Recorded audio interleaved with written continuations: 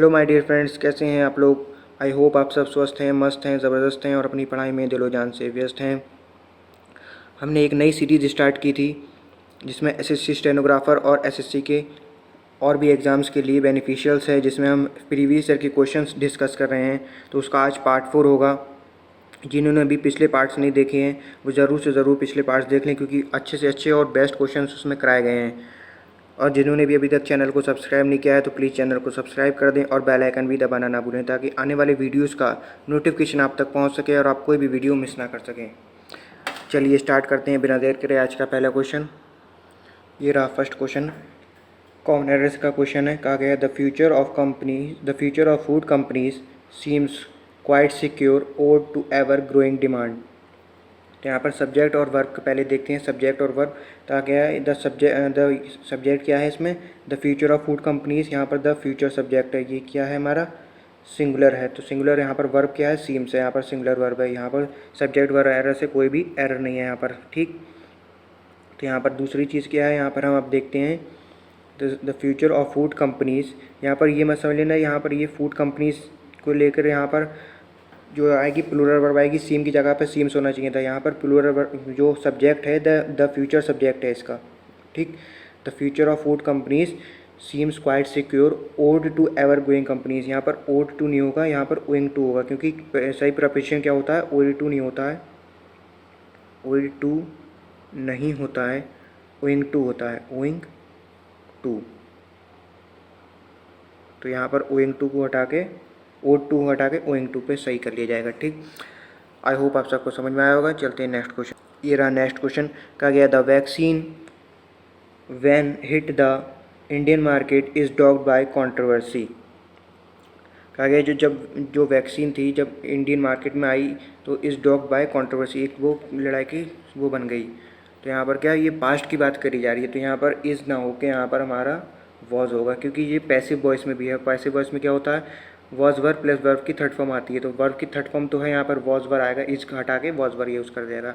जब passive voice में होता है, क्योंकि बाय दिख रहा है आपको, बाय से सीधी सीधी समझ में आ रहा है, बाय से हमारा जब भी कोई सेंटेंस बनता है तो हमारा वो किस में बनता है, पैसिव वॉइस में बनता है। तो ये पैसिव वॉइस में है, क्योंकि जब यहाँ पर वर्ब की थर्ड फॉर्म सेकंड फॉर्म का यूज़ कर लिया गया है तो वॉज वर्ब की सेकंड फॉर्म आती है, वॉज वर्ब प्लस वर्ब की सेकंड फॉर्म आती है पैसिव वॉइस के लिए, ठीक। पैसिव वॉइस आपने पढ़े होंगे एक्टिव पैसिव वॉइस, तो उसके हिसाब से यहाँ पर ये कॉमन एरर दिया गया है, तो इसको हटा के यहाँ पर हमारा वॉज यहाँ पर सही कर लेंगे। चलते हैं नेक्स्ट। ये रहा नेक्स्ट क्वेश्चन। कहा गया the door should be keep close. तो इसमें आपको ये तो सिंपल एरर है। यहाँ पर मोडाल वर्ब, अगर कोई मोडाल वर्ब दे रखी हो उसके बाद बी हो तो वर्ब कौन सी आती है, वर्ब आती है हमारी थर्ड फॉर्म, वर्ब की थर्ड फॉर्म। बी के साथ हमेशा वर्ब की थर्ड फॉर्म आती है, modal verb plus be plus verb की थर्ड फॉर्म आती है। तो यहाँ पर कीप क्लोज ना होके यहाँ पर हमारा क्या हो जाएगा, कैप्ट क्लोज। तो वन में एरर है, कीप को हटा के कैप्ट कर लेंगे, कैप्ट, KEPT, कैप्ट, ठीक। तो यहाँ पर आप ये तो सिंपल एरर था, आसानी से सबने सॉल्व कर लिया होगा। इसी तरह के क्वेश्चन एग्जाम्स में पूछे जाते हैं, ज़्यादा हार्ड ना डिफ़िकल्ट, मॉडरेट क्वेश्चन ज़्यादातर एग्जाम्स में पूछे जाते हैं। एक आध क्वेश्चन जो होता है ज़्यादातर हमारा सिनोनिम एंटोनिम भी बहुत इजी पूछे जाते हैं। जो क्लोज टेस्ट होता है, क्लोज टेस्ट हमारा थोड़ा कभी कभार आसान लेवल का आ जाता है, कभी कभी डिफ़िकल्ट लेवल का आ जाता है, तो वही हमारा डिपेंड करता है। बाकी कॉमन एरर तो ग्रामर के या प्रोपोजिशन या फिर आर्टिकल से रिलेटेड एरर पूछा जाता है। चलिए चलते हैं नेक्स्ट क्वेश्चन। ये रहा नेक्स्ट क्वेश्चन। क्या गया, when one takes great risk they must be prepared for great losses. देखिए मैंने अभी आपको बताया था मोडाल वर्ब प्लस बी के बाद वर्ब की सेकंड फॉर्म या थर्ड फॉर्म का यूज़ करा जाता है। तो यहाँ पर क्या है, बी प्लस वर्ब की सेकंड फॉर्म दी रखी है यहाँ पर, तो यहाँ पर ये कोई एरर नहीं है। फॉर ग्रेट लॉसेस, तो यहाँ पर जो एरर है वो प्रोनाउन से रिलेटेड है। जब भी हम वन का यूज़ करते हैं तो उसके बाद जो आने वाला प्रोनाउन होगा वो भी वन ही होता है, ना कि दे या ही। तो यहाँ पर दे को हटा के हमारा यहाँ पर क्या हो जाएगा, वन हो जाएगा। When one takes great risk, one must be prepared for great losses।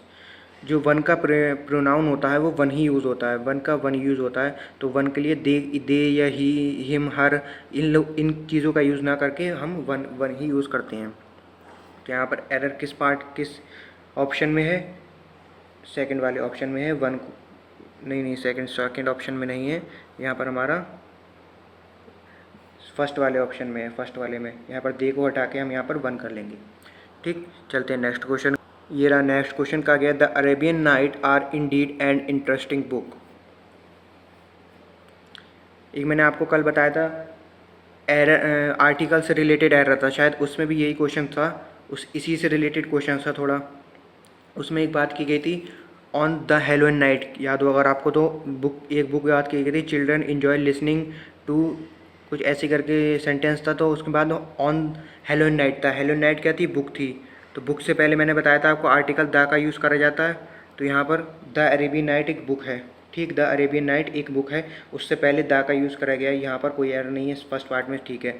अब ये द एक बुक है, तो यहाँ पर एक बुक की बात करी जा रही है, तो यहाँ पर इस को हटा के हम वही आर को हटा के इस का यूज़ करेंगे, क्योंकि ये एक ही बुक तो है ये पूरी। यहाँ नाइट्स, ये जो बुक का नाम है ये पूरा द अरेबियन नाइट्स, यहाँ पर ये नहीं नाइट्स का यूज़ करा जा रहा है, तो नाइट्स के अकॉर्डिंग हम वर्ब लगाएंगे। ये पूरी एक बुक का नाम है the Arabian night, the Arabian nights. तो यहाँ पर इसको आर को हटा के इस हमारा सही हो जाएगा, क्योंकि ये द अरेबियन नाइट्स है, एक बुक है ये पूरी। ये नाइट्स के अकॉर्डिंग नहीं आएगा, आप लोग समझें कि नाइट्स के अकॉर्डिंग हम प्लूरल वर्ब लगा देंगे आर, ये नहीं, ये पूरी एक बुक का नाम है। तो ये एक चीज़ के लिए हम हमेशा क्या यूज़ करते हैं? इज़ यूज़ करते हैं। चलते हैं नेक्स्ट क्वेश्चन की ओर। ये रहा next question, fill in the blank से एरर है।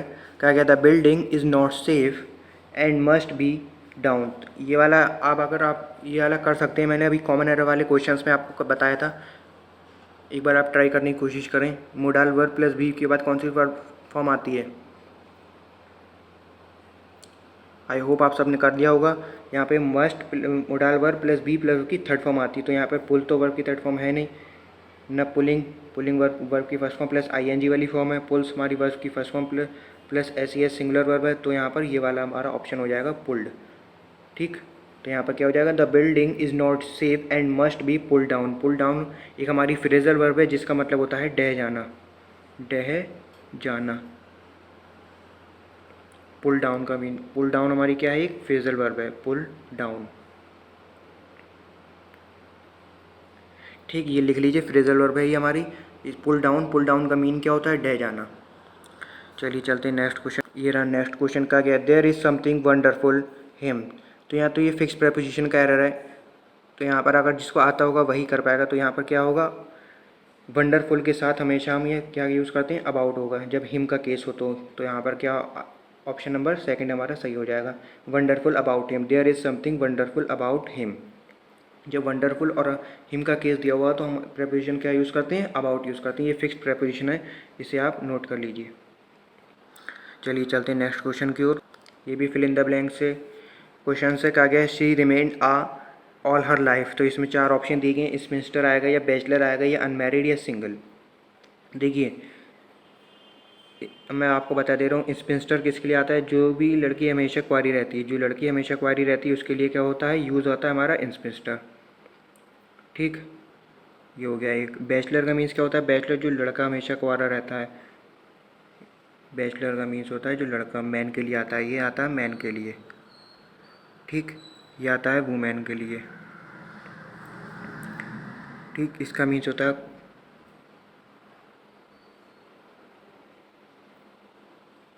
इसका मीन्स क्या होता है? कुंवारी। ठीक, और इसका मीन्स होता है कुंवारा। तो इन दोनों में से कौन सा ऑप्शन लग रहा है? सी का ये जो होता है लड़की का यूज़ हो रहा है, तो यहाँ पर क्या ऑप्शन होगा हमारा? ऑप्शन नंबर फर्स्ट इसका राइट आंसर होगा। ठीक, अगर यहाँ पर ही रिमेंड ऑल हर लाइफ बोला गया तो हमारा पर बैचलर यूज़ करते हैं। ये सिंगल और ये अनमैरिड तो हमारा गलत है। यहाँ पर ये इन दोनों में से ऑप्शन तो होगा ही नहीं। ऑप्शन अगर ये इन दोनों को नहीं दे रखा होता तो हमारा इन दोनों में से कोई भी एक यूज़ होता। और जब ये दोनों दे रखे हैं तो हमारा सही वाला कौन सा यूज़ होगा? इंस्पेक्टर यूज़ होगा। लड़के का केस दिया होता तो बैचलर का यूज़ होता। तो हमारा इसमें राइट आंसर कौन सा हो जाएगा? फर्स्ट वाला, इंस्पेक्टर। चलते हैं नेक्स्ट क्वेश्चन की ओर। ये रहा सिनोनिम, इसका लूसिडिटी का सिनोनिम पूछा गया है।